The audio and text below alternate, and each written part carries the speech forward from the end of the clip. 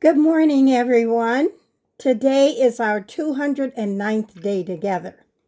I'm not reading from my first book, Robbed of a Childhood Raped by the System, but I am going to share some comments about leadership from it. I wanted to say that Robbed of a Childhood Raped by the System by Sunny Love, it was under my pseudonym because it was so heavy that I wasn't going to share with the world who I really was. But life and work and the joy of living in community and working with young women, men, and youth, many times exiting corrections or fleeing domestic violence situations, helped me program myself to do the work that I do. So many leadership trainings, right, start out one way, but Robbed of a Childhood Raped by the System will share with you what survival taught me about leadership. Many leadership trainings began by teaching a skill. What they often fail to recognize is that people arrive with skills they develop long before entering the classroom. So I'm going to ask you today to sit up straight with me. We're going to take 3 deep breaths together to ground ourselves because sometimes heavy conversations happen and I want to make sure you take care of yourselves. So breathing is one way to do that. Let's hug ourselves gently. Let's take a deep breath in.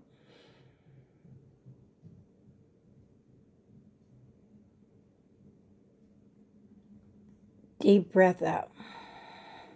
Deep breath in.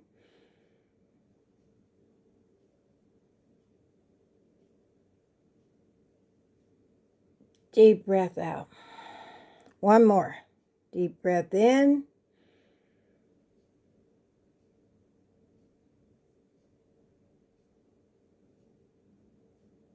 Deep breath out. Yes, some skills were learned through opportunity.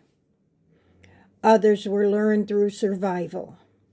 I often think about what my religious brother would say to me during one of the darkest periods of my life. I had become trapped in a world far different from the one in which I was raised. He would say, "Sis, you're going to end up dead." And I would respond, "You need to stop praying for me because I know what I'm doing." And the truth is, I felt like a wretch undone. I no longer believed I was worthy of anyone's prayer, especially my brother's. Yet deep inside, I knew something else. I knew I had a plan. I knew I was looking for a way out. What survival taught me was that leadership often belongs where it is, and it begins long before someone gives you a title. A title is not your life. Leadership is the ability to think strategically when circumstances are working against you. I knew I could not simply walk away from those who had caged me in. Leaving would require a plan of action. What would I do first? Who could I trust? Who could I call? How would I leave without creating suspicion? How would I protect myself once I got away? Every day I was thinking several steps ahead, not because I wanted to be a leader, but because I survived, and because survival that would carry me forward demanded it. Looking back now, I realize those same skills that help me lead organizations, develop programs, train professionals, and help others find their path to freedom. Sometimes those same skills save your life, and they become the skills that shape your purpose. So let me ask you, if you were being held against your will, what would you do? Who would you call? Do you have people in your life you trust enough to even ask for help? If you do, please take this time to drop your answer in the comment section below. And I want to thank everyone who have liked, who have subscribed and shared and supported this channel. This is our 209th day in a row together. And we are building community here for a purpose, right? Your encouragement means a lot to me. It means more than you will probably really ever know. Before we leave, let's take 3 more deep breaths together.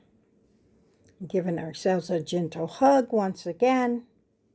Deep breath in.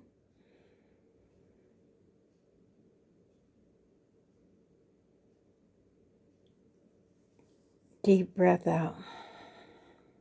Deep breath in.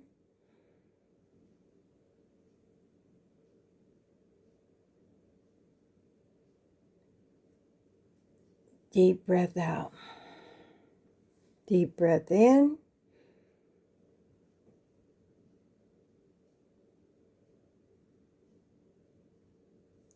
Deep breath out. Yes. And remember, sometimes the greatest leaders are people who first learned how to survive. I'll see you on day 210. The Lord willing, I always say. And I just thank you for your time, for your effort, for being here, for subscribing, or even dropping a comment.